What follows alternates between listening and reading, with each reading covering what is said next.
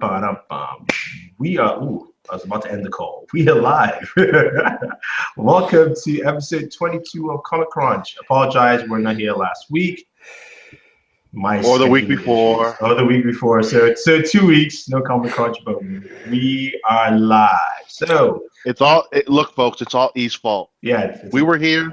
E decided to be the travel whore. Wow. Anyway, introducing Charles. How's it going, Charles? I'm doing pretty good, and most of the news that we got for this week is pretty badass, in my opinion. Some people on this panel will disagree with me, but I don't care. I think it's cool. All right, and of course, Buddha. Hello, how are you guys? And of course, Charles would be the voice of reason. All right, so let's toss all this aside. Pretty much an hour before the show started, Wonder Woman trailer, I call it trailer 2, but the official trailer just dropped. And I want to hear your thoughts. I've done the reaction, it's on there. We'll have a link for you guys below, so check that out. But I want to hear from you guys. I'll start off with you, Charles. What did you think of this trailer? I like the trailer, but I still think the trailer we got before was better. I just like the atmosphere that we got from the very first teaser trailer. I liked it more than this trailer. This trailer was cool. It did reveal a bunch of new scenes. We got a closer look at that weird woman with the porcelain or clay face. I don't know who she is, but we got a more look at her. I don't know. I just didn't think that this new trailer didn't have as an amazing atmosphere as the first trailer did, but it was still a good trailer on its own. I like the part where Chris Pine's character goes to the island of the Amazons and he says like, "Oh, I'm here. Like, why are you here?" It's like, "We're stopping the war." It's like, "What war?" "Oh, the war to end all wars." I thought that part was very cool. I love it when movies do that kind of thing where they like try. I don't know if it falls under the territory of exposition, but it just, to a certain degree. I mean, also World War I was called the war to end all wars, so it was very telling there. Yeah. So I just like that. I like it when they do that kind of thing because it increases the amount of concern and the amount of what's the word I'm looking for?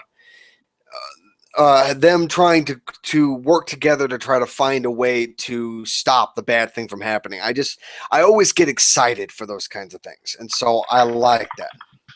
All right, Lou, how about you? Okay, guys. Since we didn't want to sit there and say it was okay, this trailer was fracking great. It was still a good excitement level. The first trailer, yeah, it had the first teaser had its little beats, but this one had the meat and potatoes. Yeah, you see Diana, present day, walking down. I'm gonna say Delusion Paris. Yeah, but that reminded me of what's that movie? God damn it, with Tom Hanks, the very first Inferno. I can't remember the trilogy name. The Da Vinci Code. Da Vinci Code. Yeah. There you go. It kind of reminded me of the Da Vinci Code of her working there. Then it jumps, and you just see her standing on that nice, like you said in the reaction, beautiful scenery. Yeah. The cinematographer did a fantastic job in this trailer. The only thing I know, she didn't dive into that water. That was probably CGI, because that was just too perfect form. So Louis out there rating. What did you go? 10. Yes, I did. The landing execution was great. Not enough. Splash was just minimal. But and then she's swimming with Pine, and now it makes more sense where they get attacked. So it looks like they're going to get attacked in the beginning of the film because she saves Pine and all that. Mm-hmm. And you said the girl swinging on the rope gets shot. I don't think she gets shot.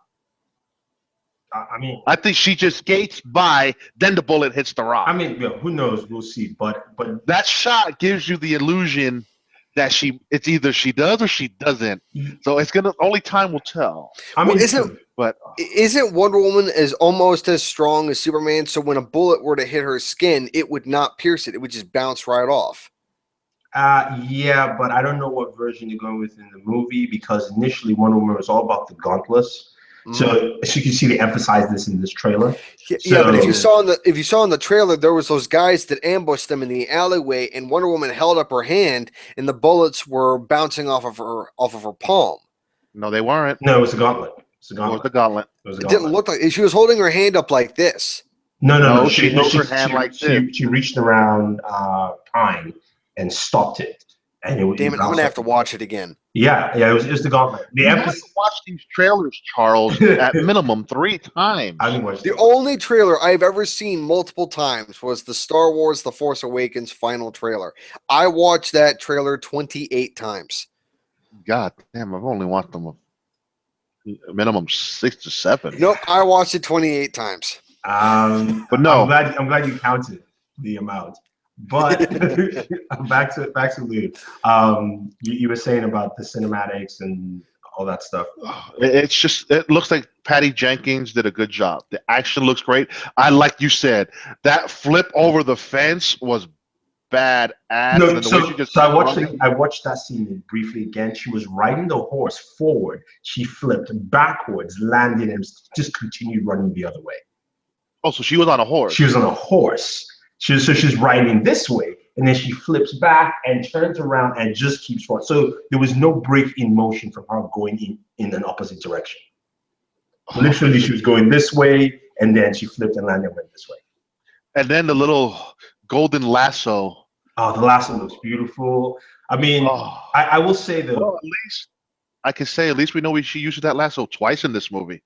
I think 3 times. Minimum. So far, I've only seen twice. In this particular trailer and the last trailer.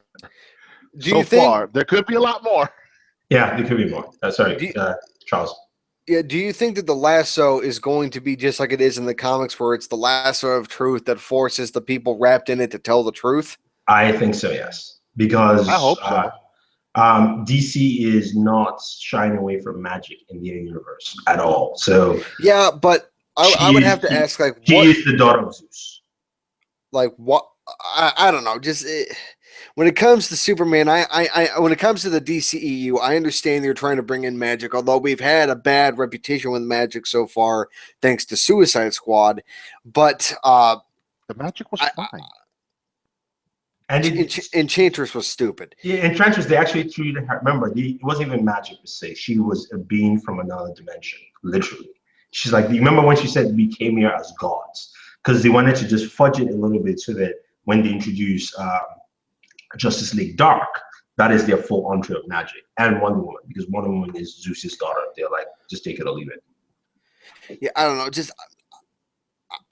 Even though a part of myself does want to see the lasso of truth to actually do what it does in the comics, at the same time, I don't know if they could make it work for the DC extended universe. Like, I think it would push people's suspension of disbelief beyond where they're willing to accept. Really? Seriously? Yeah, really. No. I mean, first of all, Superman pushed the suspension of disbelief more than any movie just because of how strong he was.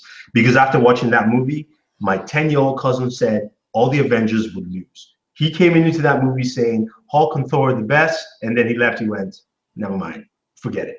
It pushed, because the boundaries that DC put for Man of Steel really broke everything completely out of it. So for them, introducing gods, because they want all their heroes to be like the comic books, gods. Wonder Woman's a god, Superman's a god, Batman technically is a god, is just the highest form of a human being. So I think the last will be fine, because what's going to happen is most likely they're going to use it. First time to introduce it will be a scene that's slightly funny with either Ether Candy or with what's his name, Steve Trevor, and it will be funny enough where he just answers the question. He's like, I don't want to say it, and then done. That's your introduction. That's all you need in there to make it happen. So I think they'll be fine with that introduction. And from what I'm seeing from Patty Jenkins, I mean, she's using a lot of slow-mo, but it looks like it's well done. It's like, it reminds me a little bit of a 300 levels type slow-mo, where it's just in at the right time, then it goes back into the action. So we'll see how that actually works. But I'm more with Lou here. I thought that trailer was ecstatic. I think because it was a story trailer, which is why you didn't get a lot of that cinematic oomph that you got from the first one. And also the first one was for Comic-Con, so you had to sell it. It was about literally throwing people in there and going, yes, right? And then this one, they wanted to show you some of the reasoning. You know, the fact that this is kind of following comic books. She basically left on her own off the island. She basically she stole the sword, she stole the shield, and she stole the outfit. You know, in a sense, like she was not allowed to leave, and she's like, nah, I can't. I gotta go do this. So we know that part, which is why she probably hasn't gone back yet, because she's in trouble. Her mama's gonna be pissed. So I think that's. But I don't know if her mama's gonna be pissed, because you hear that it's either the mama or someone else in the clan that says, "Be careful out there, Diana." Yeah, I think somebody does, but this is spoiler now. Spoiler alert. It may or may not be correct, but just letting you guys know. But I think they adapted some of the Wonder Woman animated movie from 2009 in here, where one of the aunties, because remember, it's ruled by 3 women, roughly. I mean, there's the queen, Hippolyta, but two of her aunts are generals also. And one of the aunts basically betrays them by working with Ares. And because there's something that also Ares needs that he wants from Themyscira. So I think that might be some of it tied in there. I don't know. Again, I'm just putting that out there. But there's also, just like in the first in the first trailer, at the end you get the little comedy. Yeah. You get the little comedy between the first secretary and Diana, and in this one, how do you fight in this thing? And she's doing kicks, and she's like, it just went in with some fisticuffs, and I was like, really, at a candy back then, the most you would do is that. There's no fisticuffs. So you can see there's going to be a little bit of comedy in the movie to lighten the tone even more. Yeah, I mean, I think there will be, and I think that's probably the thing. Joshua says, guys, I'm starting to think the villain in the Duke of Deception, an agent of Rage of Ares. The second villain, I don't know. I really am not sure. But I know Ares will be the main villain for this. I think Ares. But the good thing is, they have not shown us the villain. Yeah, or maybe what Ares is looking for is the mother box. Oh. We'll only find out next summer. I suspected that the villain was going to be that woman with the mask. I thought it was going to be her. Oh no! It's always secondary villain. She's secondary. It's always Ares. It was always Ares from the get-go. So the general who was walking in the first trailer, you could see him looking down and giving that face.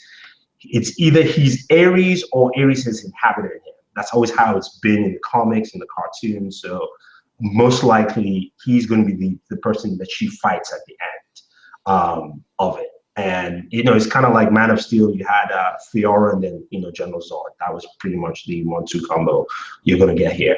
But I think he might be looking for the mother box. If it's the mother box, then it's like it's the smoothest transition you get to Justice League without any stress at all. So and frankly, it's like all the movies has 2 villains so far. Justice League, Lex and Doomsday. Wonder Woman looks like that lady with the clay face. Yeah.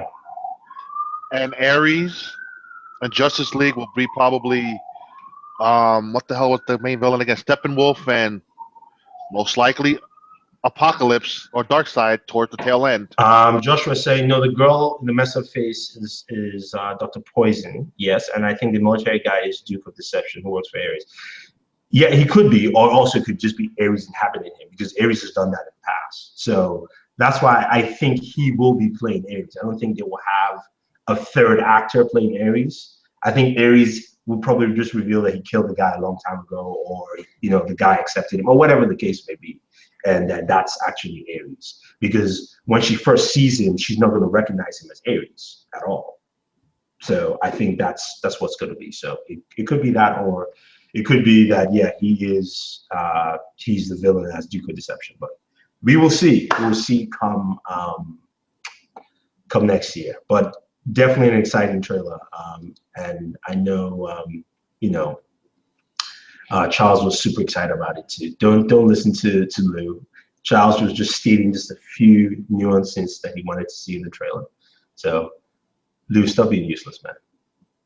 Charles will be okay. Charles is fine. Now, Charles moving got a lot on. of wiggle wiggle this week. Moving on to other news. The Flash lost its director. Rick Famuyiwa left on Monday, and typical DC. Now there's a Wonder Woman trailer. Everybody's like, ah, just like how Lou is. So, thoughts on the Flash director movie? Lou is always kind of giving his point. I want to hear from you, Charles. All right, my thoughts on the Flash losing its director. I am actually, at the same time, not surprised, but also worried, because this is probably going to put a hamper on its production. No, production hasn't even started. It hasn't started yet. When is it scheduled to start? It was supposed to start spring. Next spring. So yeah. Okay. Yeah. All right, then they have time. But I'm still a little concerned because I would have to assume the reason why the director left was because of creative differences. That's what they're spinning. That was stated. Yeah. That's what they're spinning. Okay, that's usually the case. Everybody leaves a movie's production because they just don't like my vision for the movie. Oh, whoop-de. Well, I'm not going to finish that sentence. All right, but whoop-de-doo. I was going to say something else, but okay. I know that, but I kept it PG. Yes, I realized that. I caught myself pretty quickly. But I don't know, just I don't know who was the director to begin with. All I know is that the director left. I don't know who it was. So okay, I'm gonna ask you this question. I know you have Netflix. Have you ever seen the movie Dope? No. Do yourself a treat. Watch the movie Dope. That was the director. Dude, I have no interest in that movie. I know what movie it is. Watch the movie. The movie is actually dope. It's not exactly what you think. That's the thing about Dope. It's a coming of age story, but it's done very well because it takes a very different look at it. It's not your typical coming of age story. It's a whole thing. It had, when I first watched it, it had me thinking one thing and ended a totally different way. Yeah, it is. It's one of those things. I think. Sorry, you were going to say something, Charles, before I cut you there. I was just going to say that with the loss of the director, I don't know. To be honest, I think it's too early. Like you said, we're not going to get production until the spring. I mean, I hope they can bring in somebody who's going to do the character right. But at this point, I don't know who they should pick. So I'm just gonna. I know who they should pick. I'm going to approach this whole issue with the Flash with a whole wait and see type of mentality. I'm going to keep an eye on it because the Flash movie is something that I'm looking forward to. Because, I mean, prior to the TV show Flash coming out, I barely knew anything about the character. But then when I started watching the TV show Flash, I started reading into all the stuff about the Flash. I am sold on the character. He's probably one of my favorite DC characters right now, along with Martian Manhunter and Green Lantern. And I don't know, I want the Flash movie to be amazing. I do. I want it to be amazing. I want it to introduce all the cool villains. I'm hoping that the villain in the Flash movie is going to be one of the other speedsters, whether it be the Reverse Flash or somebody else. I don't know, but I don't know. I'm just hoping that the Flash movie is going to be amazing. I think they casted their Reverse Flash. Yeah. So no, they were doing the casting. According to OnBoored, they were casting for Reverse Flash and Captain Cold because we already have Boomerang in there. So the rogues are showing, and Reverse Flash basically is showing up in there. But to continue on who they should pick, I'm gonna go with John Schnepp's idea. They should go after Kevin Smith. He's the DC comic. It's not that. And he would do the movie justice. I don't trust him in movies. I don't. TV show he can handle. Kevin Smith, when he goes movies, he can get lost. Unless, of course, since Jeff Johns. So, because I think my idea here, I think what the problem was Rick started writing the script. He had finished the script. They liked it. He did a revision and added I'm just guessing, by the way, added a few things in there. And they were like, no. Or maybe they also wanted him to add something else to connect certain timelines. And he's like, it's not going to work in my movie. it's those kind of things where, like Schnepp even mentioned, is that most likely you'll find out that they will still use his script. You're going to see him in script credits and things like that, where that script was written by him and they liked it, but they just didn't like what he wanted to in certain areas. And that's probably what they want, because from the rumors is that he wanted to do it a little edgier, and Warner Brothers is like, we made a lot of money this year, but we didn't make as much as we should because we went edgy. I, for one instance, would want to see edgy. I don't care about softness and all that laughing stuff. The Flash TV show annoys me half the time. I still love the show, but sometimes it's really foolish. That's what people want. It's like how people wanted, the TV version of the Superman. They're like, oh, that's great. That's just not me, but I get it.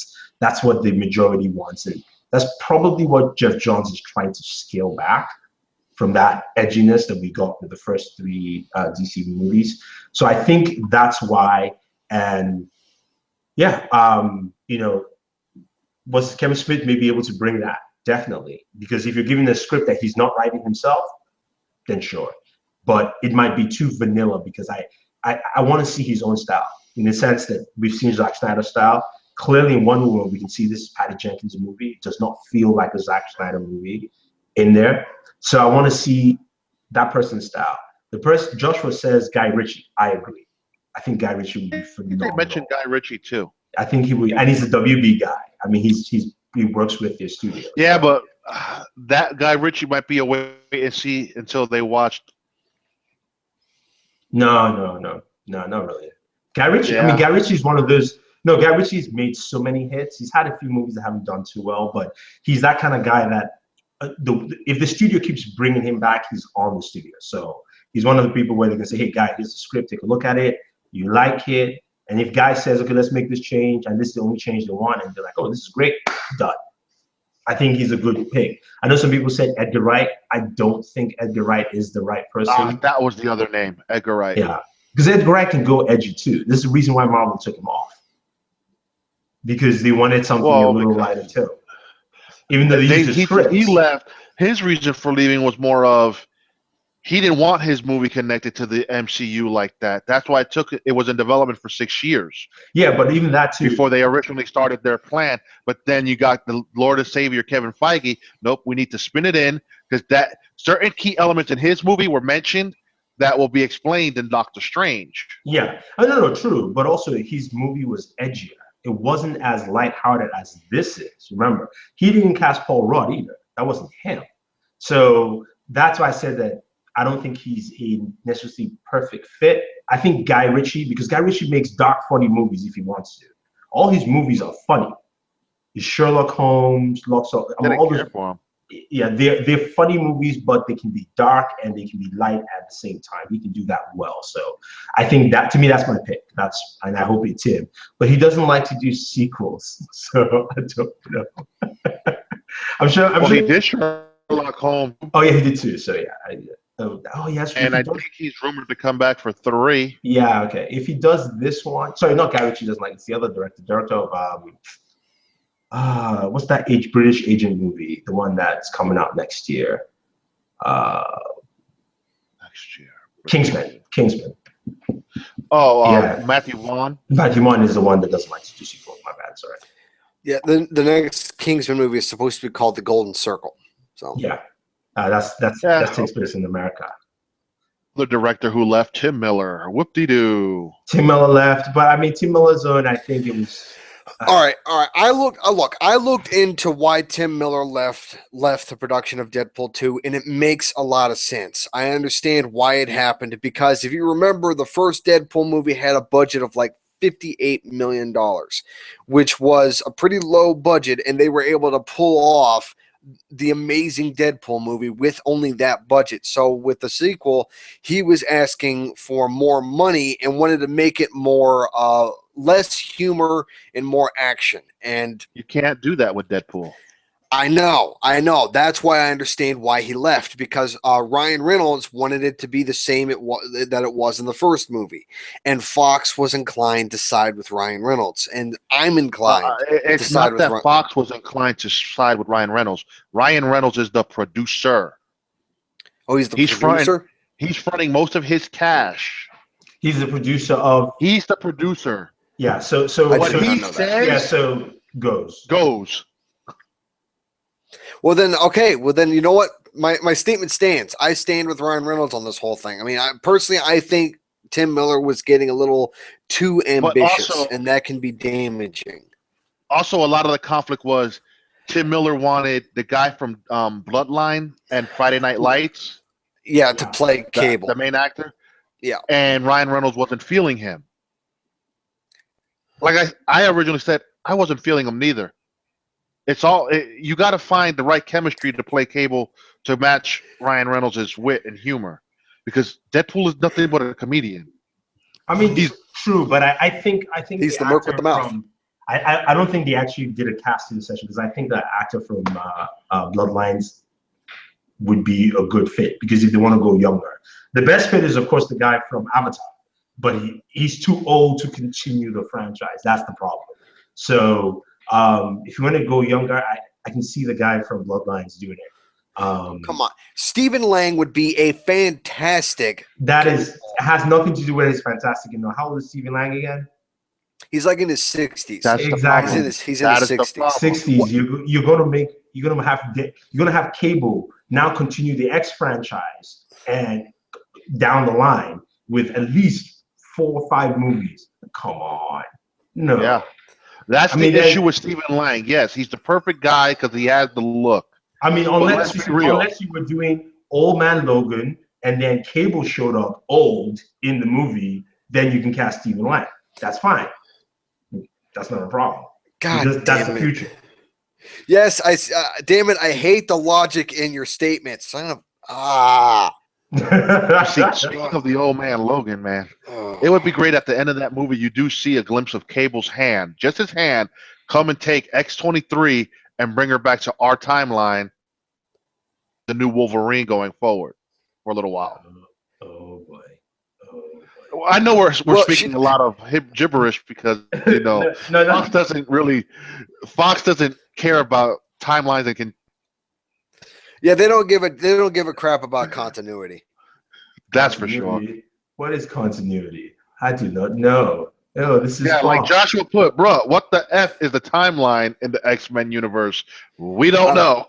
The thing is that we all know in Old Man Logan that X-23 is a little girl, probably no older than maybe 12 or 13 years old. Yeah. But who do you think would play an adult X-23? We don't need an adult.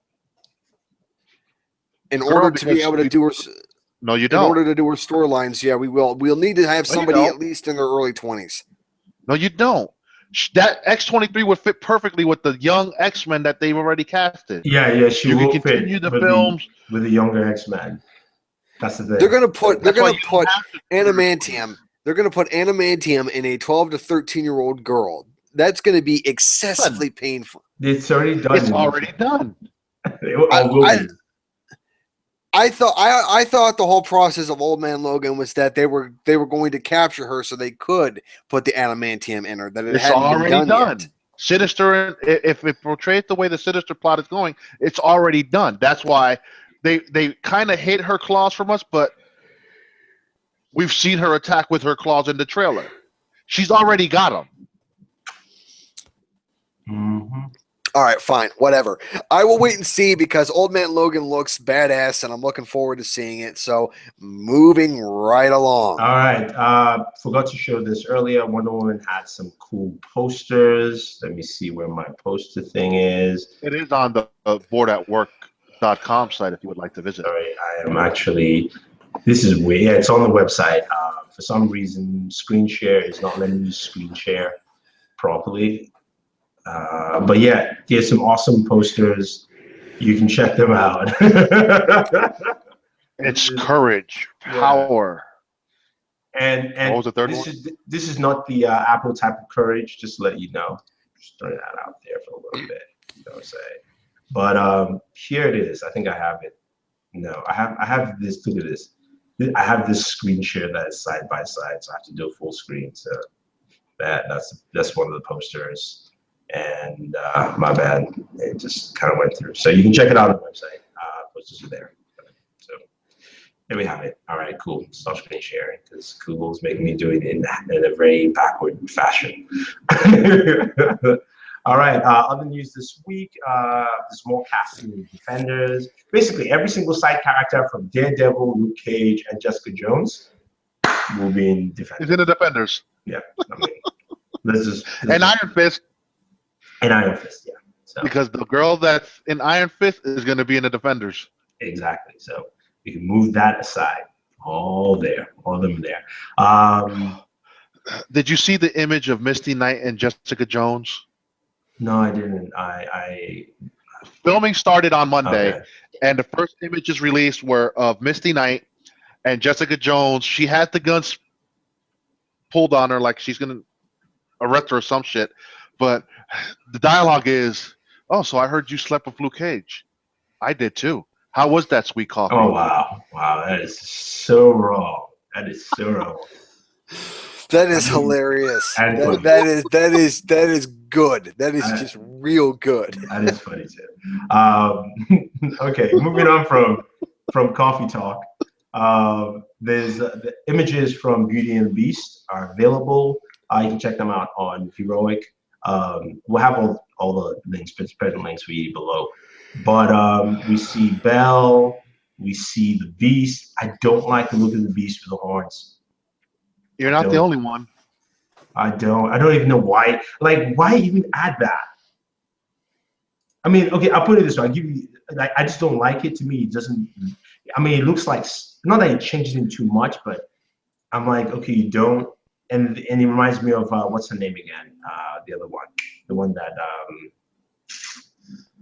Angelina Jolie did, Maleficent. It's like Maleficent. Yeah, it's like Maleficent's daughter or son from another marriage or something, And the honest truth is, again, once this movie comes out, when the trailer hits, you're going to see a lot of Christian groups complain because. I mean, to me, the change was not even necessary. You don't need it. Because if you just left his face with normal ears that look a little bit elvish and large, you're good. I don't see why they needed that. Well, I guess they felt they needed to change. I mean, what the hell? They just announced that we're getting a Snow White movie. Not a Snow White movie. Movie, that's a musical. Also, in this one, they changed Belle. Belle is now an inventor, not her dad in this. So she's not a bookworm? She is a bookworm, but kind of so she invented a washing machine so she could read. That was the excuse. I mean, like the way he explained it, I was like, okay, I kind of see you wanted to give some justification, but this is Beauty and the Beast. Trust me, if you kept the story the goddamn same, nobody will care. Yeah, but the story kind of still stays the same because there's a scene in the images where she's still in the library with all the books, reading a book. I get it. I'm saying that you don't need to give me that excuse for it. You know what I mean? Like, we've already watched this movie before. We're just watching it now in high def. Let's just call it what it is. We've seen this before. I mean, fine. To me, you can add more context to make it like a 2-hour movie instead of like the regular Disney 1 hour 30 minutes. But changing something like that, I'm like, okay. Maybe add more stuff with Gaston. As him, he's chasing Belle also. That increased Gaston's storyline because in the original, Gaston was just this pompous dude, and then she, went to the castle, and that was it, done. Yeah, he really served no purpose in the movie. Yeah, exactly. So make his purpose bigger in this one. And here, either show that he's always been chasing her for this while because she's the only girl that doesn't pay attention to it, in the village or wherever they are. To me, that would make more sense than just making all these silly changes that I don't even know why. Well, however this Beauty and the Beast movie is going to turn out, I only know one thing. I'm not going to watch it. I will see it. I'm going to watch it. Yeah. I might not go to the theater to watch it, but I'll probably watch it from home. I'm not going to watch it because it's a freaking musical. It's only got some musical numbers, and it's not a musical. All it takes is one musical number. That's enough for it to kill the entire experience for me. Did you watch the first Beauty and the Beast? No, he didn't. Yes, I did. Exactly. I watched most of the Disney movies when I was a kid. That was before I enjoyed it. No, I didn't. You enjoyed Lion King. Look. You know what? I'll give him a pass because I guarantee you the only movie he will go see, Little Mermaid, will be The Lion King. All right, I'll give you that. I will probably watch that live action movie because The Lion King is probably the only classic animated Disney movie I loved, despite the musical numbers. Lion King. That I mean, you know, Disney stole the ideas from another studio, like almost script for script. Yes, I know, but So it was still, so bad. I just hate musicals. I mean, hell, Aladdin was freaking horrible. Oh no! Oh, you know what? Holy rubbish! Where is my mute? Where is it? Mute that rubbish. How dare you say Aladdin was horrible? I mean, come on. I gave you a pass on Beauty and the Beast, and then you have. Oh my God, Charles. I hated the whole New World song. I hated that song. Oh my God! He just gave us the perfect segue to the most useless topic of the week, which is Johnny Depp casted in Fantastic Beasts 2. You know, I really don't care about Fantastic Beasts. I don't. As who? He has been. Speculation is he's going to be the young Dumbledore. But Dumbledore, no, but that was not Dumbledore though. Dumbledore is. This is 70 years before Harry Potter, and Dumbledore is even older than that because of magic, right? Supposedly. Then again, I'm not a Harry Potter fan, so I don't know. The only reason I want to see this movie is because it's not Harry Potter. Yeah, but he can play the young Dumbledore. Remember, we don't know Dumbledore's actual age in the movie, and even if he did age slowly, he would look young. But there was a comment that they made on the Collider Talk yesterday when they announced it. I could just picture Johnny Depp walking in there like Captain Jack Sparrow with all the hands and a wand. Oh God, no. Yeah, I don't know. I don't need Johnny Depp is a good actor depending on the role that he plays, but as a young Dumbledore, I just don't see it. I don't. I mean, we'll see what it is. I wish it didn't leak out. I would like to just watch the movie and be like, oh shit, that is Johnny Depp. Cool. You know. And the rumor is he's going to make a cameo in Fantastic Beasts. Okay, so maybe he's not. And the rumor cameo is Dumbledore. Okay, I mean we'll see. We'll have to see what it turns out.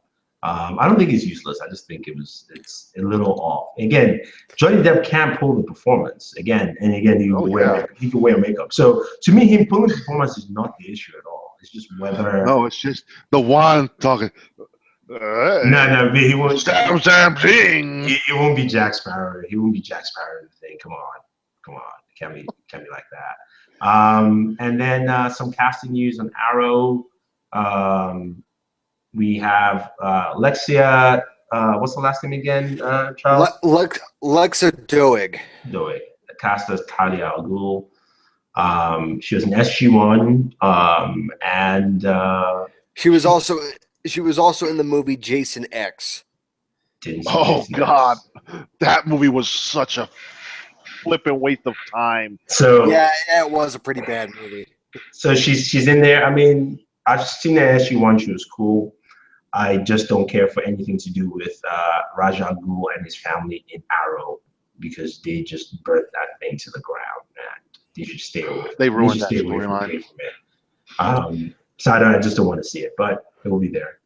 So on that point, let's get to the shows. First show, Supergirl this week. Yes. No. If you read the notes, we're going to recap Legends, then move on. Oh, my bad. Sorry. Yeah. We're 3 weeks behind on Legends because Legends falls on a Thursday, so we start with Legends. Yeah. Overall, I like what the season is doing so far with Legends. Which Commander Steel joining the team. Citizen Steel. Sorry, my bad. Citizen Steel. Yeah. Leader Sarah. I like Sarah as the leader now. I mean, yeah, she's tactical. She knows how to just get it done compared to the professor who, will get into too much diatribe in his head. He doesn't know how to lead a team. Yeah. No, he doesn't. And then, was it last week's episode or the week before where they got the message from Barry? Last week's episode. Future Barry. Yeah. I'm curious to know what that message was. I think it has something to do with the Dominators.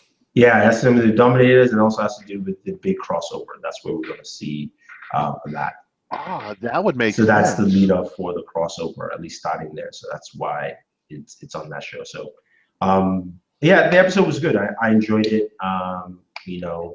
The convenience of having the translator that you swallow, helps with translating language and all that stuff. Well, Commander Steele doesn't need it because he's fluent in many languages. Yeah, exactly. But it was cool. It was a cool Such episode. a pretty boy. I know, right? Yeah. Okay, and I have a question for you. Mhm. We've seen the Atom suit blow up. What does Ray Palmer do now? He builds a new Atom suit, but this time better than that crap that he made. Because that thing. Okay, will it be better and will it not be dummy proof? No, it will not be dummy proof. I think it will be strictly him. I think he's learned his lesson. You see, Yeah. well, we noticed it was dummy proof when Felicity flew it the first time. Yeah, but they never mentioned exactly what it was. But now we know it is. I mean, Felicity is smart enough to understand what things work on there. But when you have an ancient samurai using it, then it's really dummy proof. I mean, that's beyond. I think he must have some thought perception. So you're just thinking of something and he does it for you. That's probably what the suit does in the first place. All right. Any thoughts on Legends, Charles? Sorry, could you repeat the question? Any thoughts on Legends? I assume we're talking about the one that took place in feudal Japan, correct? Yeah. Mm-hmm. Okay. Yeah. I like the episode. I like feudal Japan. I like the whole thing with samurais and ninjas. I think that's very cool. I do have a little bit of a gripe where Palmer had said that his suit has protections on it to prevent people other than him using it, and then that Shogun was able to put it on without any problems. And so I thought that was a little bit of a plot hole, and I don't really like plot holes. Plot holes in every movie. When he said that he could use the suit. You're breaking it out there. Yeah, you're breaking up, Mr. Roboto. That's nice. Okay. All right, let's move on to Supergirl. Supergirl with Monel and Miss Martian, who of course we know is a spoiler. We'll just tell you the end of the show right here. A white Martian, like in the Young Justice cartoon. Yep.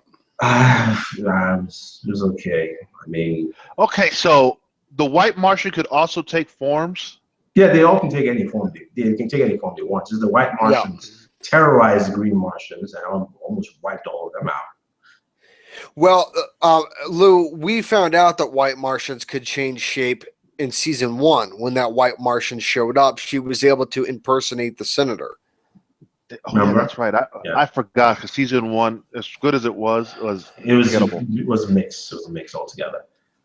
So yeah, thoughts on Supergirl.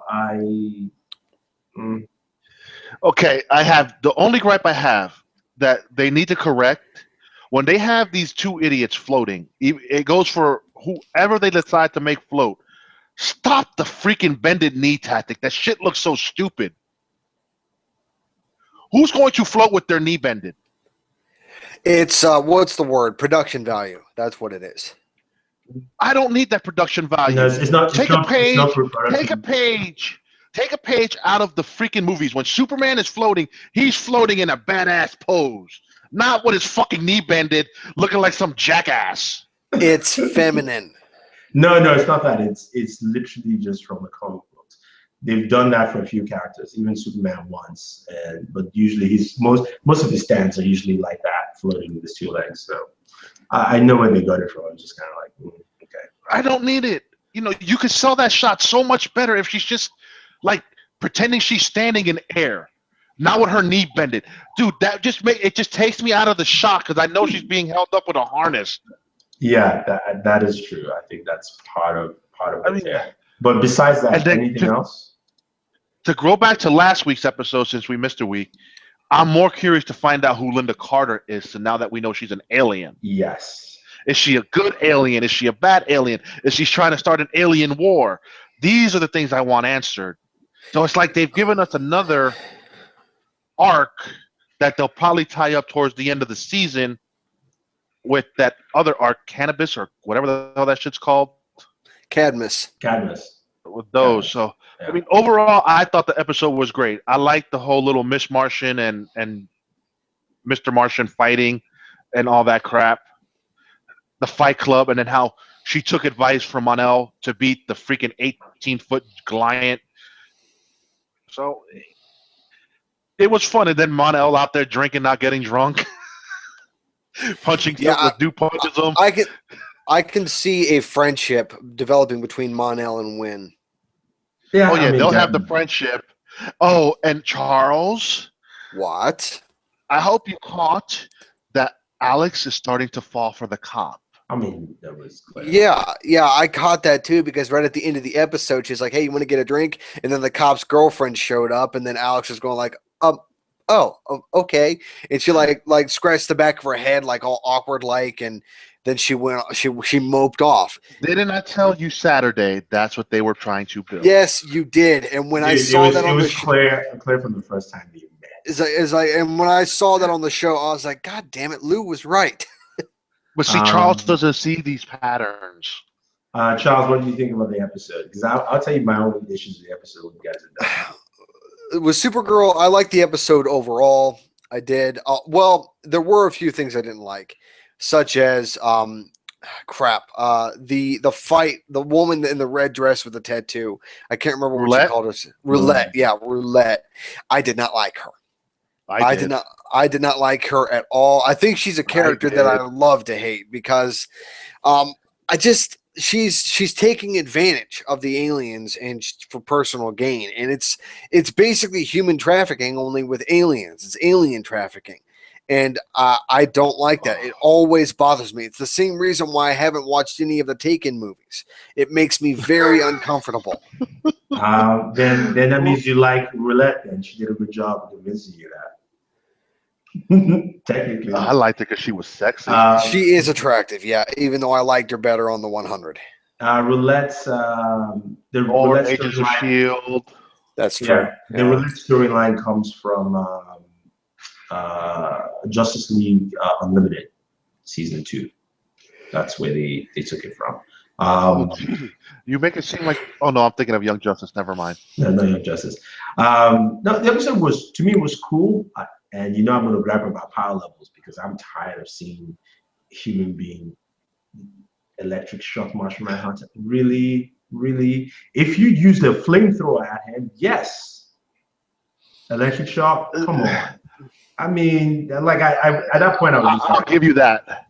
I'll give you the power levels. How the hell does an alien punch the lady cop and Alex, and they're still walking around like no bruises? This is just. They got to tone up the power levels just a little bit because these humans, the DEO honestly cannot hang with aliens. Yeah, and then, I mean, the DEO should be weapons spec. I get it. You have a lot of cool weapons and all that kind of stuff. And then when they were showing Monel train and practice, his bench pressing 750 pounds, I was like, really, that's it? Spider-Man does more than that. Come on. Monel is actually strong. He's just not at the level of both of them. But remember, he's coming into his power, so he's still learning how to use them. So I could buy it a little bit. They shouldn't have showed me any number. Just me, I'd be like, guys, just not do this. Just stop. Push that away. And then it's funny how he punched the one thing, the little steel column, and bent it all up, and then they come back to it. It's like unbent. Yeah. What the hell? Monel unbend it and like straighten it out again to keep playing with it? I don't know. I mean, it was a good episode for me. Paolo just took me out, so I was just kind of like watching it. I was like, okay. Even when she fought the giant monster, he punched her one and she couldn't breathe. I was like, no, even this guy's not even to her level. They just decided to drop her level down today. They're trying to dummy it down for TV. They're making it TV proof. This is why I don't like such characters on TV, whether Superman or this. Smallville was fine because he was young Clark. Don't get me started on Smallville. As much as I love that show, we didn't need to wait. No. Oh yeah, I agree on all this part. I'm just saying for power of that part. All right, Agents of Shield. I know you're gonna say Flash next, but no, whatever. Agents of Shield, because I want to talk about Ghost Rider, baby. Ghost Rider. No, wait. Enjoyed an Agents of Shield episode the way I enjoyed this one. Okay, Charles, yeah. I got 2 words for you. Johnny Blaze. Yes, Johnny Blaze. Been introduced to the MCU. It was good to see that. I like so the guy who plays Robbie Reyes does a Gabriel fantastic Luna. job. Does a fantastic job at it. Heck, even if they did a show with him too, I would be happy with it too, because he does a fantastic job. But seeing Johnny Blaze show up on his motorcycle, pull him out, and his brothers, his story is like no. But with the scene I love the most is when he flamed up in the containment, and they're like nothing can come out, and I was like, you don't have no idea. See, look, what's his name goes up against gods. That's how powerful he can be. What's his name? A Ghost Rider can be like that. And the Patriot, he was like, it's like, I'll handle this. I was like, boy, you need to shake yourself down. And he handled the Patriot like a fly. Yes. To me, though, this is the thing I don't like, and please somebody explain it to me. Marvel TV shows do this a lot, and also CW shows, but this is like, I call it a Marvel thing, all this melodrama. Your brother, it has something else in it. You've seen him change. Your brother is beating down the Patriot, and then you tell him to stop and listen, and then you go, get me out of here. I'm like, I'm sorry. That is not the correct reaction to have. I'm sorry, because you can clearly see your brother has literally split personality at this point. Let's call it what it is. Yeah, but the brother didn't know about it. This was the first time him learning. Whatever. I'm no, I'm sorry.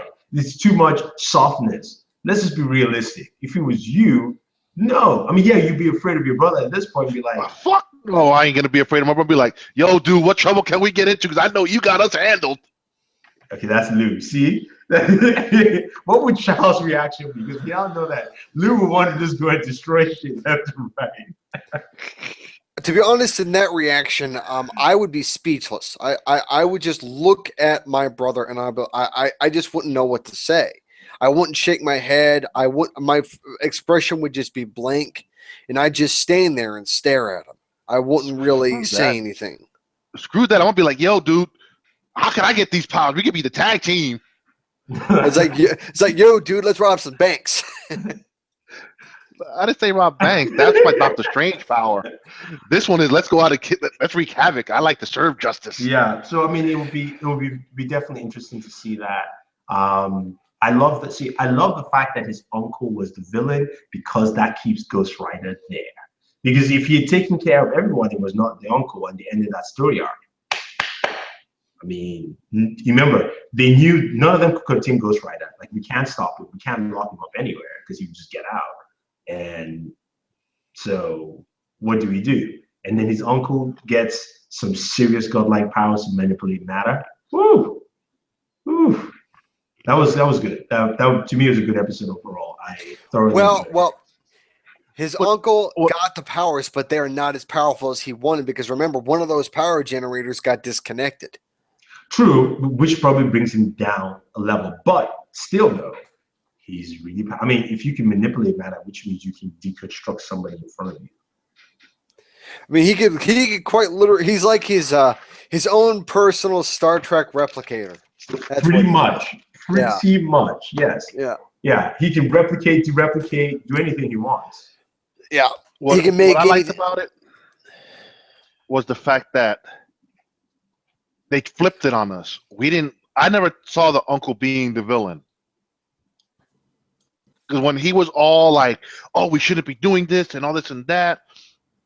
But no. Yeah. Yeah. Well, I was believing. I just wanted to apologize, guys. I just realized my microphone was my webcam. So when we're almost done with the show, I just switched over to this microphone here. Sorry. Didn't notice. Yeah, I didn't notice either. Yeah, you'll probably notice when you're watching the video. So sorry.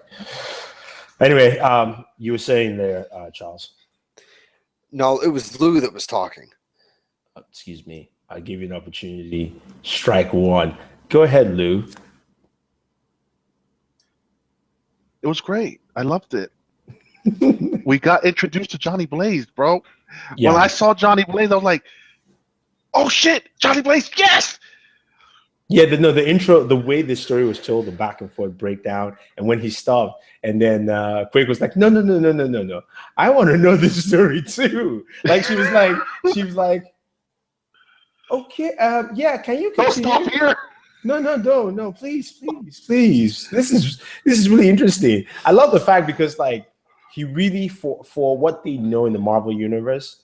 So what they've done this episode is introduce magic on both levels, because tomorrow is Doctor Strange. That's the movie level magic, and this is the TV level magic in a sense. And that is so. At first, to me, I think that was the plan overall, is that they wanted to introduce magic on both sides so that it's a continuous flow and nobody goes, okay, I guess just the movies that there's magic and not the TV show, that kind of thing. And it was a great choice of using Ghost Rider, and the way they used it with Robbie Reyes, then introducing, Johnny Blaze. Well, see, I don't know. My question is here. Are we thinking Johnny Blaze is the devil? Because as we've seen in the movies, he kind of... No, Johnny Blaze is not. It's not. I mean, what's his... Mephisto is the one who gave him his powers initially. He gave Johnny Blaze his powers, but as we've seen here, Johnny Blaze gave Robbie Reyes his powers. So maybe Johnny Blaze defeated Mephisto. I'm just throwing speculation out there, and now he answers those calls, and that's why he came up and he was like, "There you go." Didn't we already say that Mephisto might not be owned by Marvel Studios? That somebody else might still own him? No, he's owned by Marvel. I know that's what we said, but I checked later, and he is owned. They have the rights for his name. Mm-hmm. Okay. But it depends on where they want to use it. So I think what they did was just introduce it so that whenever they decide and where they can place it, they can do whatever they want.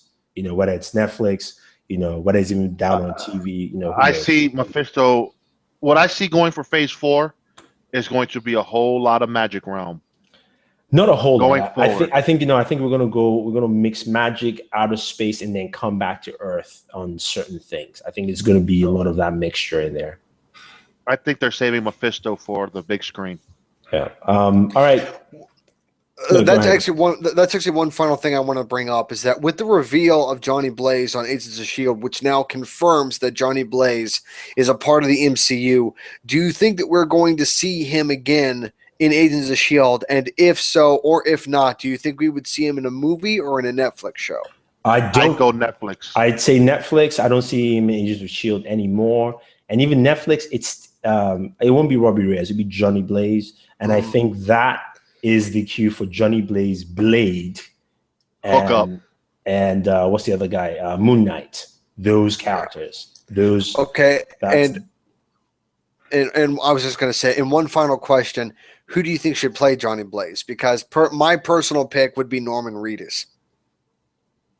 I will go for it, but no, I don't. No. If he's not getting off of The Walking Dead anytime soon, it'd probably be scheduling conflicts. No, I don't. The only reason why I don't is that I haven't seen him in anything else where he doesn't play that, downside mopey. Johnny Blaze initially is that character that is like, he's a hothead, but he's fun until he becomes, Ghost Rider.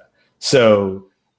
I don't know who. Just don't know now who they would pick for Johnny Blaze, but I'm sure they do a good job. Here's what I would see going forward: put Johnny Blaze on Netflix, and keep Robbie Reyes on Agents of S.H.I.E.L.D. as a recurring character after this season, where you need him for certain missions. He becomes a member of the crew, but more like Yo-Yo, guest stars periodically. No, he only comes in for heavy hitting, because that's the only time even any director would approve using that guy. You need like, because he's the Superman equivalent on that show. So that's how I could see him going forward. Yeah. Granted, I would love for him to get his own Netflix show, but with the introduction now of Johnny Blaze, you put Johnny Blaze on Netflix, because I see Johnny Blaze being more of the badass, where this one likes to tame himself a little bit. Yeah, because he has his brother around and all that kind of stuff. All right, let's move on to Flash. Okay. Flash. What I will say this week with Flash, I liked is the fact that we didn't get a villain of the week. We just got more of a monster. To be honest, I thought the stuff in this episode of Flash with Caitlin and then also with the investigation into HR was more interesting than the monster and the reason behind the monster. Well, the reason behind the monster was twofold. It was all about the guy who he works with. What's his name again? The guy from Julian from Slytherin. The idea was to show that other side. So even though he was complaining, then he had that, and where that revelation and connection is. Even though we still think he's alchemy, right? Oh yeah, he's alchemy. Yeah. So what I liked about it also too is they did that, but it also touched on a kid who's being bullied, and that's real life. Because kids who are really smart, they get bullied in school. Yeah. That aspect is like, just because you're smart, don't let the bullying bother you. Continue to do what you do to strive forward and be better. Be better than the bully. Outsmart them and stuff like that. Yeah. So Joe's message to him was cool. Oh, you still gonna have to pay. Hey, you caused a lot of damage. I mean, the stuff with HR was cool. Also, the stuff with oh, he needs to go. I know. Yeah. I think he will tone down a little bit because he has to fit into the team. So I think that's what's going to happen. But but how can he fit into the team when he's not a scientist? He's not even a genius. He's just a he's a storyteller. He's a novelist. No, he's a futurist. That's what he is. He is Steve Jobs. That's exactly what Steve Jobs is. People forget Steve Jobs did not know anything about building PCs. This is not me being a gripe or anything. It's just that he knew how to take ideas and make them better. That was Steve. That's what they just introduced to the show. But none of his ideas in this episode were better. They all sucked. No. Remember, he gave it. I mean, if you look at it this way, is that he was trying to also force it. So he was like, oh, the car alarms, the rope, all the stuff in there. So they have to just fine tune him to be like, okay, how about we make something that can do this and detect this and blah blah blah. And then Cisco's like, oh, you mean this? Okay, yeah, that makes sense. Because having the other, and I think also the reason why is to make Barry a little smarter, because they've dumbed Barry Allen down in the show. He's always been dumb in the show compared to Barry Allen. Like even the Barry Allen we see in the movie briefly from the Justice League, dude has already set up his own place. He's doing his own investigations. Barry Allen is smart. So in the movie, in the show, he's really dumb in comparison. Not that he's like dumb, but he's just dumb in comparison. So I think that's what they want to do, where it's that. So Barry now has to think. So even when you will have an episode, is just him, Barry, and HR, and then Barry has to decipher what HR is telling him. So Barry, HR is like, why don't you, like do something? And he's like, oh, you mean make a win? Yeah, exactly. Stuff like that, where Barry now has to start thinking for himself a little bit more than anything else. Oh, HR was so stupid and funny. No, HR was fine with me. The thing I don't like is the whole Kathleen storyline. Triangulate.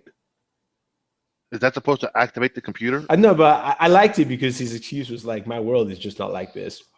Like he's making it sound like his world is part of Star Trek. Yeah, exactly. The part I don't like is the Caitlin storyline. Like, why is she hiding it? I mean, seriously, why are you hiding it? Because she doesn't want to become the evil Killer Frost, which she's still going down that path. Yeah, why? Like that's why she's hiding. But why hide it? You are with the best team. You go to your mom for what reason? The team you have is better. Heck, you can call back the other HR, whatever his name is again, I've forgotten now. Harry from Earth 2, and you will solve the problem or contain it or something. But no, you want to hide it. That's the dumbness that the show does that I'm like, seriously? That's the CW for you. It makes no sense. I mean, season 1, right? Makes sense because you just started the team. You're not really trusting everybody fully, right? Cool. Season 3? Oh, I see Caitlin becoming a villain by the end of the season. Yeah, and it's just foolish. Anyway, moving on to Arrow. I liked it. Yeah, Arrow was pretty cool. I liked Spartan's new helmet. I thought that was. I thought it was bigger than I expected. I mean, it was like a. It kind of reminded me of a giant silver grape. Silver grape. Okay. Yeah. That's what it kind of reminded me of. I mean, it was. I know it's a weird comparison, but still, that's the words I come up with. Yeah. I liked the episode. I liked the introduction of Human Target. Yeah, that was cool too. I watched the TV show Human Target. I did too. Yeah. Yeah. Season 1 was amazing. Season 2 was just stupid. I didn't watch season 2. I just watched season 1. But having Human Target. Yeah, it was a TV show. I mean, it's a DC hero. That's his job, literally, to go in for stuff like that. So, whether you need protection or you need a double, and I like the fact that he knew Oliver already, but I hated the fact that some reporter could find out who the Human Target was. That part didn't make sense. Well, she paid. She has. What I'm curious to know how the hell she got a big envelope. But I just don't. I don't like that angle at all. They should have just come. You should just gone to say a friend who worked at the CIA or FBI or something, and says, "Well, we did some digging. We found some photos of Oliver." Like, I'm fine with that, because then you go, Oliver was in Russia. Somebody is bound to have taken a photo at some point. That's all. You don't need to mention, like, the way to me, like, that little line of them mentioning the Human Target tarnished the Human Target's image completely. I'm like, this guy's supposed to be so slick and quiet that even I didn't know when he switched with Oliver, right? And then some city reporter now knows who he is, just like that. Well, that was an issue. And then the fact that when Diggle is shooting at the people, they're firing a machine gun, and not one of them could freaking hit him. Well, it's Stormtrooper syndrome. That's fine. No, the part I didn't like there was the fact that when they dropped in and they said, "Oh my God, he's awesome," he still had not shot anyone. That's the point where people should have been shot, not like another 10, 15 seconds later. You know, I was like, okay, your time, whoever edited this thing, you should realize that once the new team drops and go, "Oh man, he's so good," at that point you go, shot. Done. I mean, we get it. They have Stormtrooper A-Team syndrome. Remember the A-Team back in the day? They always would shoot people on the floor. I mean, literally, machine guns were pointed on the floor. So we understand bad guys have very bad henchmen. They all do. And then Tobias Church. God, I was starting to like him. Too bad he's gone. Yeah, I mean, spoiler. He had to go back to The Expanse. I mean, his run is up. It was good. I want to know who the hell is this Prometheus guy. You haven't shown him yet, I think, right? Yeah, they haven't shown his face. Is it the theory that it's going to be Tommy Merlin? I hope it is, though. I hope it is. That would be great. I hope it is, and that will be where Flashpoint succeeds its highest. That would be great, but then it would be explained through Flashpoint. It's Flashpoint. That's all it is. He messed things up. See, from what I understand, Prometheus is a person. They cast Prometheus already. Somebody else. They cast him already. He's gonna be tied to his Brafia pass. That's where it's gonna be. Okay. Or maybe the son of the guy who he's trying to kill over there. So it's not going to be Tommy Merlin. No, it's not Tommy Merlin, because they cast. Oh, that would have been great.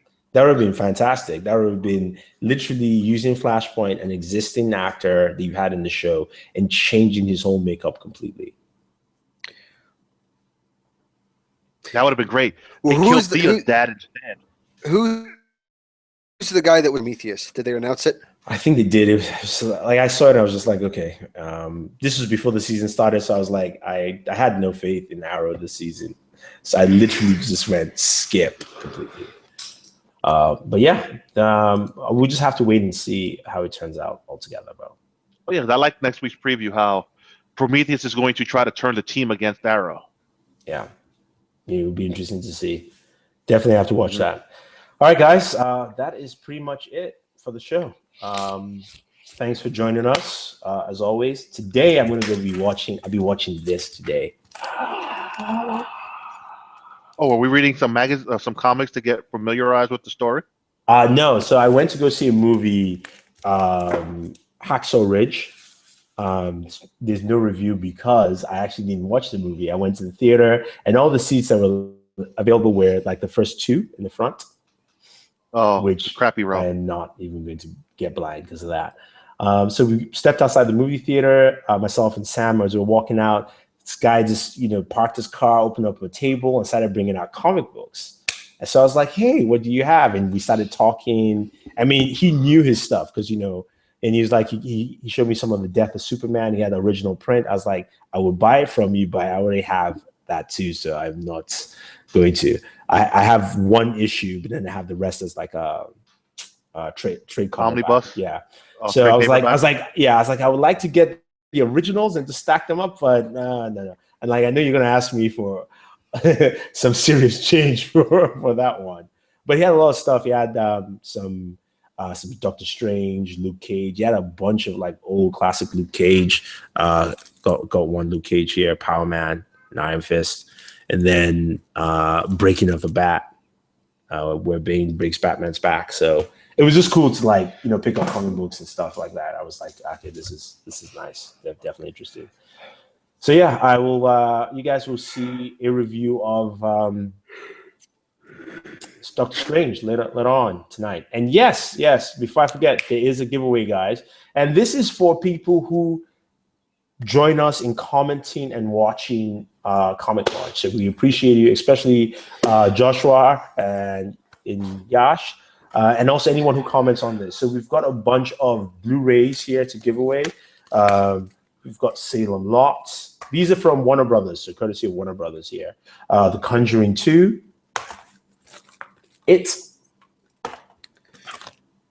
Okay, Cat's Eye. What the hell was that? I don't know. We also have. I've seen it. Yeah, The Barbershop Next Cut, and Blu-ray of Banshee Final Season.